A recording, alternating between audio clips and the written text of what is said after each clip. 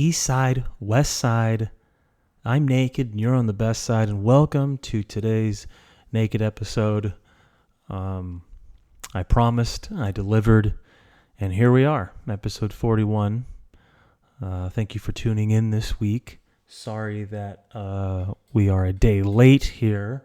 Had some other things that I had to take care of before I recorded this episode. But hey, we're here.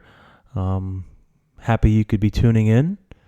And sex sells. I'm naked. I promised that if I get 4 emails, then I would do an episode naked, and here I am. So, yes, my ass is completely sticking to this chair, and let's get into it.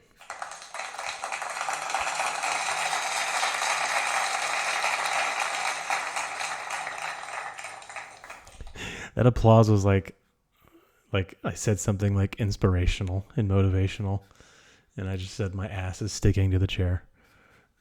All right, here we go. We're on birthdays. Highlighted some birthdays for us. If I could find it.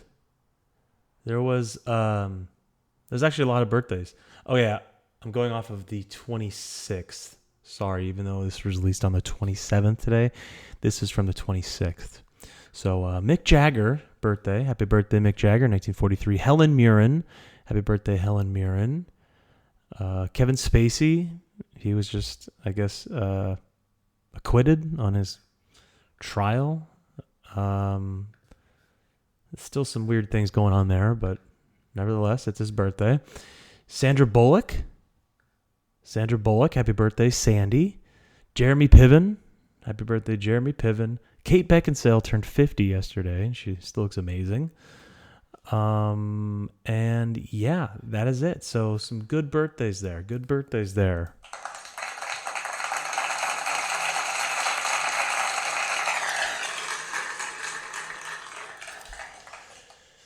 So yesterday was kind of a big deal in the alien community, and you know me, I'm all about the alien UFO community. There was a hearing at Congress, I believe is what you can, with three individuals who have knowledge and have seen UFOs and aliens. And that is Commander David Fravor, David Grush, and Ryan Graves. All 3 of them sat at the table. They're now being known as the founding fathers of alien disclosure, and they gave a 3-hour-long testimonial on things that they've seen, things that they know of, and how much the government is hiding from us. And it just wasn't, and then it wasn't even in the news.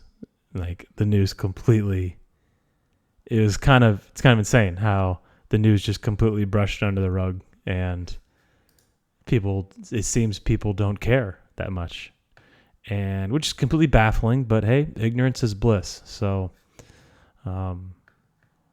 whatever you want to think, but I happen to believe these individuals. And it was, sorry, I didn't do the, that's the segment for today. Sorry.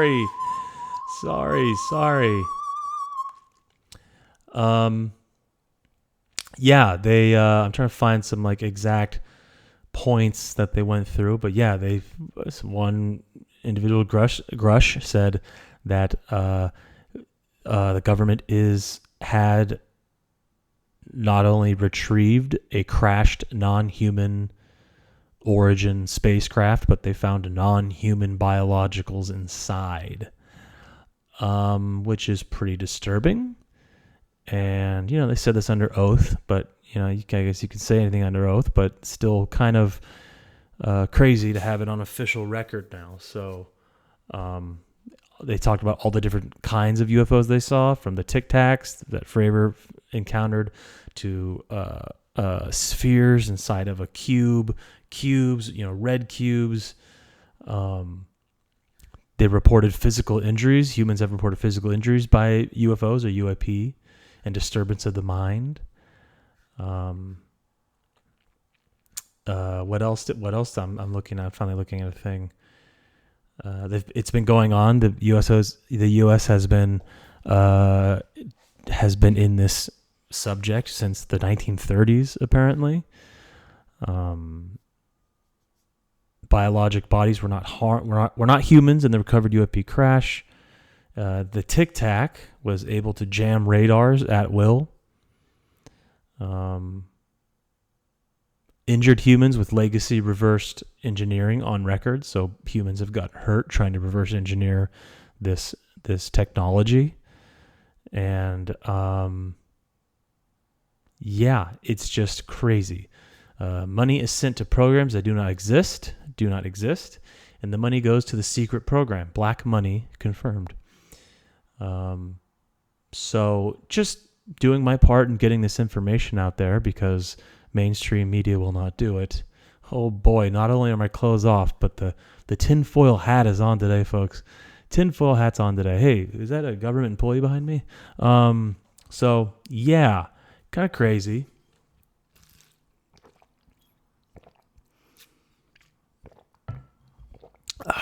And it's just it's just all of this is just mind-boggling, and maybe this is step one in disclosure. I think this podcast just turned into alien and movie talk. NBA's not in season, so yeah. So yeah, that's basically what happened. You can watch the entire thing on YouTube. You just look up. I guess you look up. I'll show you the title of the video. The video title is. Let's see. Video title: Subcommittee on National Security, and then if you type that in, the border and I think it's Foreign Affairs, and then the most recent one. AOC was speaking during it. It's like, oh, AOC, I know her, and then the rest of them were just like old white guys. There were some women there, but yeah. So watch it, give it a watch, and let me know what you think. Write in, let me know what you think. And I basically wanted to talk about that, and here we go. Okay.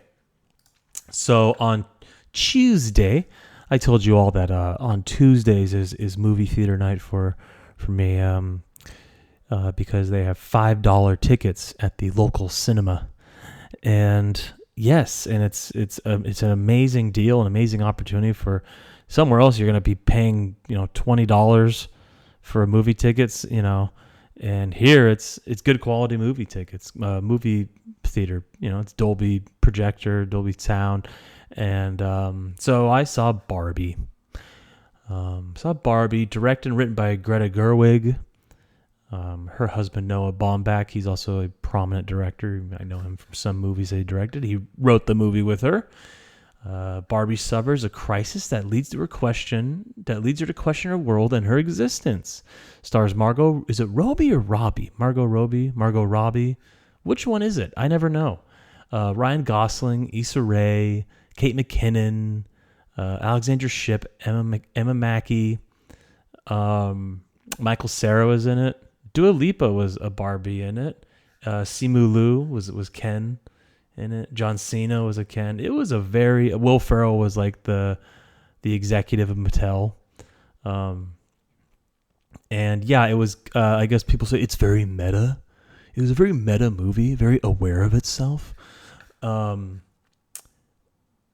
enjoyed it. I was giggling and laughing throughout when it, specific, not just, I guess, like for the Kens and Will Ferrell, and then like when Barbie, the Margot Robbie, she plays like stereotypical Barbie, and she was funny in her like the mannerisms, how she would like play the doll. I thought that was pretty funny. It was a fun treat to watch. Perfect summer movie, I think. If you're not looking for a summer action blockbuster, this is a great summer movie. I think it'll.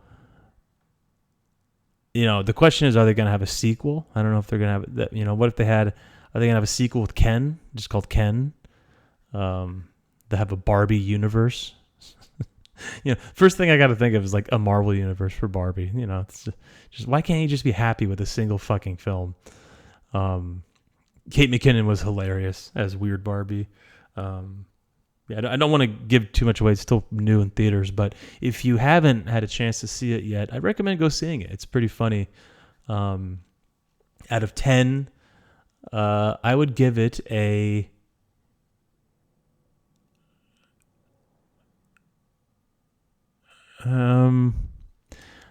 Fuck it. I'll give it an 8. I'll give it an 8 because it was a tough concept to pull off, and I felt like Greta Gerwig did an amazing job with that, story wise and just everything. And then the set pieces, the designs were all amazing, and I guess the marketing budget was more than the film budget, which is insane. And it has like the biggest opening for like a female director, which is stupid because why can't you just say for Greta Gerwig's, I don't know. I read like Nancy Meyers posted something about that on her Instagram. She's like, why is it like basically said like, why does it have to be why do you have to say female director? When are we going to stop saying that? When is that term? It just have it be director and actor, and which I agree with. So yeah, great movie, fun movie. I would definitely see it again. I'll watch it again, and there's some good jokes in there. And Rhea Perlman has Danny DeVito's wife, and she's from Cheers. She has a fun cameo in it as well. So Barbie. I'm a Barbie boy in a naked world. Look at me, huh? Naked episode. All right, we are still on the film and television segment of this week, and in particular, I wanted to go into. I've just been thinking about things. Been thinking about life. Been thinking about how stressful and consuming and terrible and torturous life can be sometimes, and in those situations you just gotta really unplug and relax. And for that, I think you need to have some comfort in your life, and television does that for me. And there are certain television shows that I find extremely comforting, which means if a rerun is on, or if I'm flipping through the guide on TV, I see it on, I'm going to that show every time I see it. And so I've compiled a list of my top 5 comfort television shows where if I see any of them on my TV guide, I'm going to it. I'm just relaxed. It just gives me a sense of comfort and sometimes, nostalgia. And yeah, so these are the 5 of them that I'm going to be doing. Inspirational clap.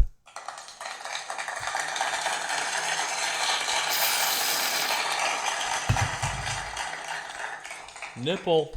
Okay, here we go. Number 5. Yeah, number 5 is I have The Simpsons at number 5. You all know The Simpsons, one of the greatest, if not the greatest, animated series of all time.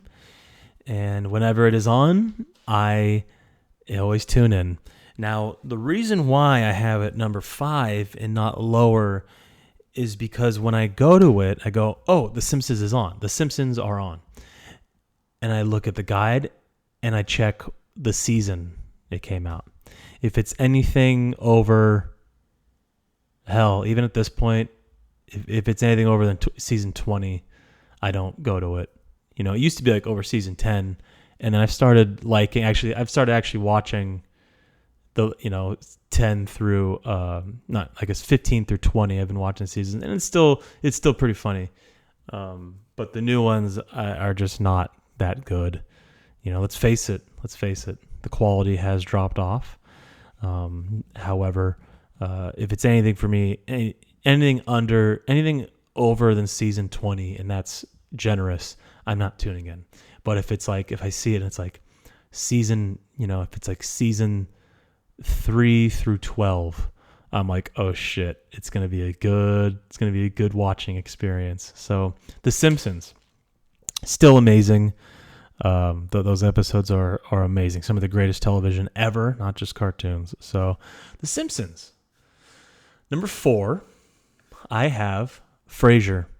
Frasier with Kelsey Grammer. Dr. Frasier Crane moves back to his hometown of Seattle, where he lives with his father and works as a radio psychiatrist. Hello, Seattle. I'm listening. That was my Kelsey Grammer impersonation. So, another Cheers reference. Kelsey Grammer, he plays Dr. Frasier Crane, and it's a spin-off from Cheers, because Dr. Frasier Crane was in Cheers as a side character, and they gave him his own show, and NBC did. So, and this has turned out to be one of the greatest spin-off shows of all time. I love it. It's one of my favorite shows of all time. When I was a little boy and it would be on, I would be like, this is boring as fuck. Like, what is this? This is so boring. And then as I got older and matured, I started giving it another chance, and I was like, this is hilarious. This is actually very hilarious. And I understand the humor now that I am not a little child anymore. So, yeah. And I could still watch reruns, and it's amazing. And rest in peace to John Mahoney and Moose, the dog that played Eddie. Rest in peace to him. Yeah. But yeah, Dan Mahoney. John Mahoney was a great actor. I loved him in Dan in Real Life, which I've talked about in previous episodes on this podcast. If you had a chance to watch Dan in Real Life, and it's like, and if it's a good autumn winter day, give it a watch. But yeah, Frasier at number 4. Number 3, I have Parks and Recreation. Amy Poehler, Nick Offerman. The absurd antics of an Indiana town's public officials as they pursue sundry projects to make their city a better place. Created by Greg Daniels, Michael Schur. I had a whistle there. Schur. Yeah, it's I am in love with this show. I prefer to watch it over The Office, actually. I know it's probably blasphemy to say for some people, but I actually enjoy it more than The Office. And I like The Office a lot. So that's saying something. Yeah, this is one of those shows where it's always on like FXX, I think, on like Saturday mornings, and I wake up on Saturday morning, I go downstairs, make my coffee, and then I turn on TV, I see it, and I go, oh yeah. Yeah, I tune in, and every episode's fantastic. It's one of those shows where every episode is great. And I guess that's becoming hard to come by. Did I say that right? These days, is where every episode is fantastic. Nominated for 14 Primetime Emmys. Yeah.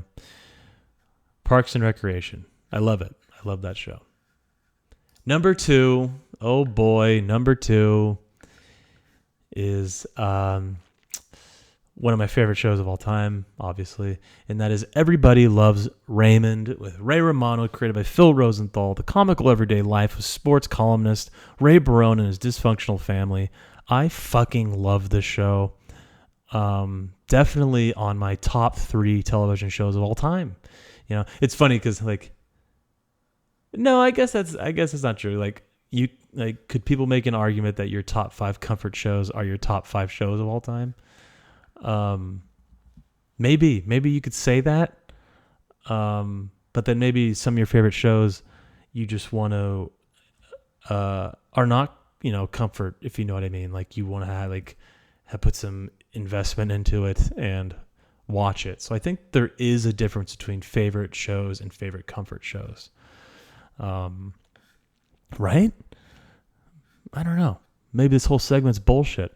But number 2, Everybody Loves Raymond. I absolutely love this show.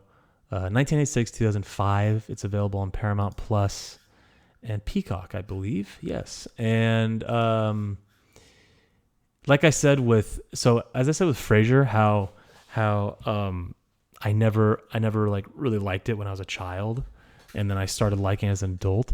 That was never the case with Everybody Loves Raymond. For some reason, with Everybody Loves Raymond, I enjoyed it ever since I was a kid, and I think that is just fantastic. Now, IMDb is criminally underrating it at 7.3, which is a travesty. I think this should be in the 8s. I don't know why. It won 15 primetime Emmys. Why is it a 7.3? Fuck you, IMDb. That rhymed.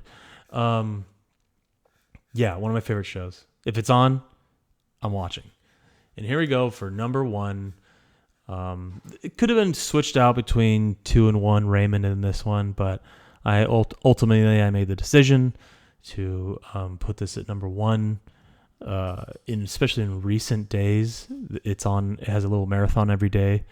At 6 o'clock, I'll turn on the TV. 6 o'clock p.m., I'll turn on the TV and scroll, and this will always be on. I'll just now it's not even a thought anymore. I put it on. And that is Family Guy. Family Guy, Seth MacFarlane. You all know Family Guy, know of it. You hate Family Guy, you love Family Guy. Everyone has a strong opinion about Family Guy. And it's one of my favorite shows of all time. I still tune into every new episode. I still watch every new season. I always get a laugh. As long as I'm getting a good laugh out of an episode, I still enjoy it, and I get multiple laughs out of every episode. And nowadays, it's more, they have really centered more on shock value humor nowadays. But I still kind of like it. I still like the shock value, and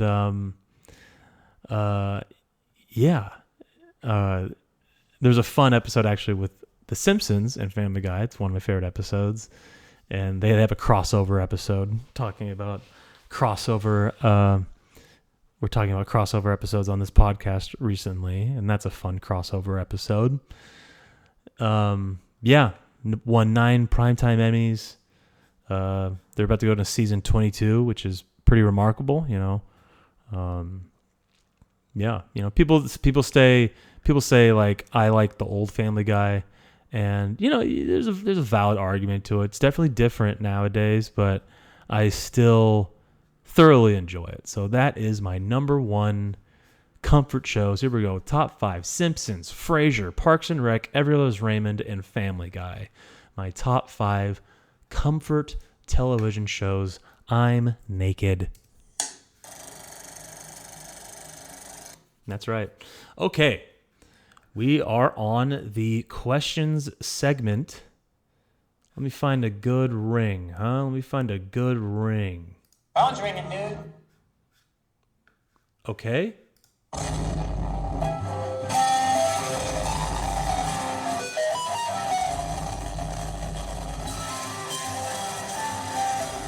I don't like that. That was terrible.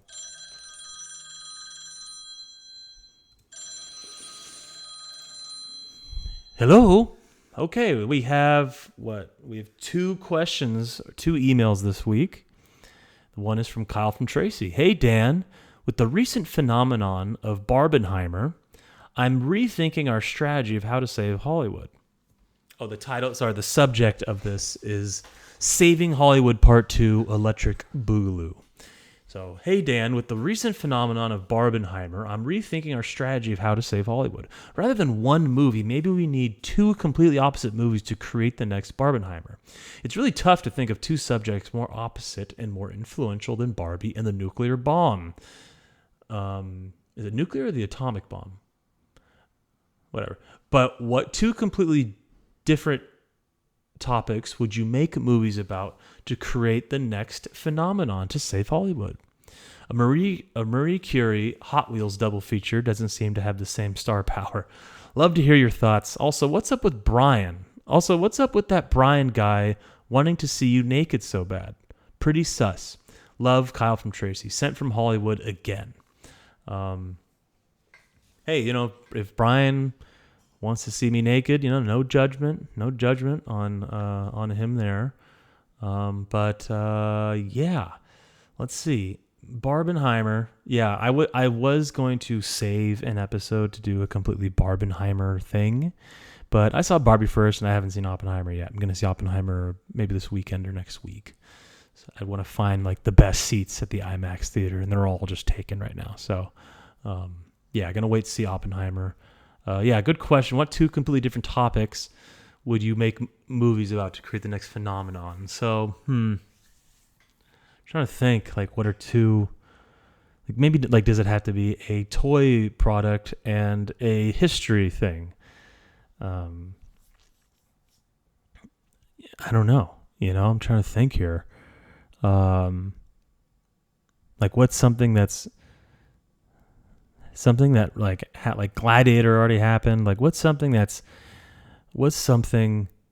epic and amazing that happened in history? Let's do that one first. Okay.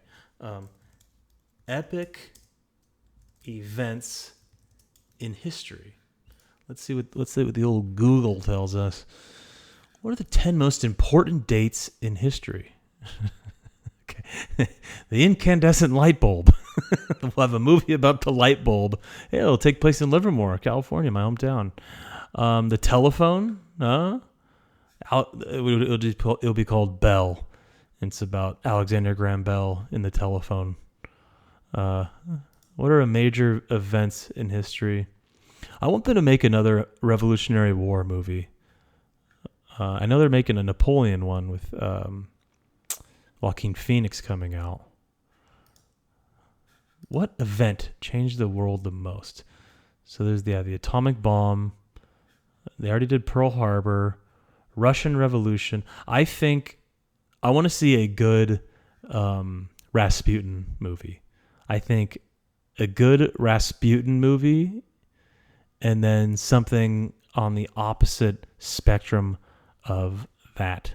Okay, so Rasputin and Russian Revolution movie for one, and then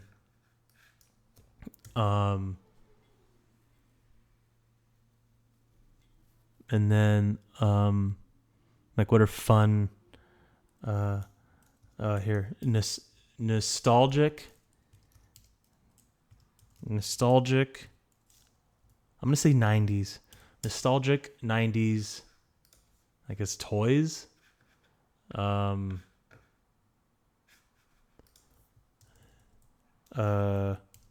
Cartoons, maybe. Let's look at nostalgic 90s cartoons. A Dexter's Lab. Dexter's Lab movie. Okay, no. I got it. All right. A Rasputin Russian Revolution movie and the Powerpuff Girls live action film. That's my pick. And you call it Raspuff. Powerputin. I'm going to see Powerputin this weekend. You going to see Powerputin? That's my answer for you, Kyle. A Powerputin, Powerpuff Girl Rasputin movie. There it is. Boom. Yeah. Okay. That was actually fun. Okay. Here we go. We have podcast comments from Brian. I love the colored lights for Christmas. Oh, this is from the last episode, a Christmas episode. On a tree as well as outside. Is this like a Dr. Seuss? What is this? Give me the classic single bulb, multicolored hanging from the gutters, my boy. Santa isn't limited to 8 hours for delivering presents, as you said. If you actually considered the international date line, am I on your international date line? And worked backwards, Santa would actually have closer to 24 hours to deliver presents as the planet turns. I would like 10-minute podcasts from you, but I'd like 5 of them. Also, show us your taint, if you a real one, sent from Barbie Land. Wow, lot to unpack here. I guess I didn't really think about that. You're right. He would have 24 hours to be working that clock. Still pretty amazing, though, to be able to deliver presents to all of the Catholic Christian worshiping households in that amount of time. It would be insane still. I still firmly believe that Santa's an alien. But yeah, it wouldn't be 8 hours. I mean, I was kind of closed-minded in that theory or assumption. So you're right about that. And then you would like 10-minute podcasts from me, but 5 of them. So like what? You want me to release 5 episodes at once of 10 minutes each? Or do you want me to do the next 5 episodes in the next 5 weeks, 10-minute episodes? Confused about that. And then also show us your taint if you're a real one. Okay, here you go. I can't, management actually strongly disagreed with me doing today's naked episode, but I had to do it. I am a real one, my boy. Sent from Barbie Land. You saw Barbie 2 as well. Thank you for writing in, Brian. Okay. Well, that's the episode today, folks. Comfort, nudity, Powerputin, and a lot of birthdays yesterday. Who knows what today was? And one more inspirational applause.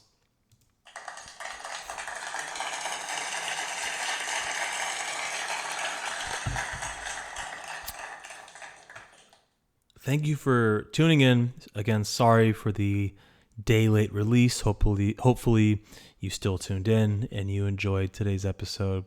I'm here for you all in your strongest moments of boredom. So,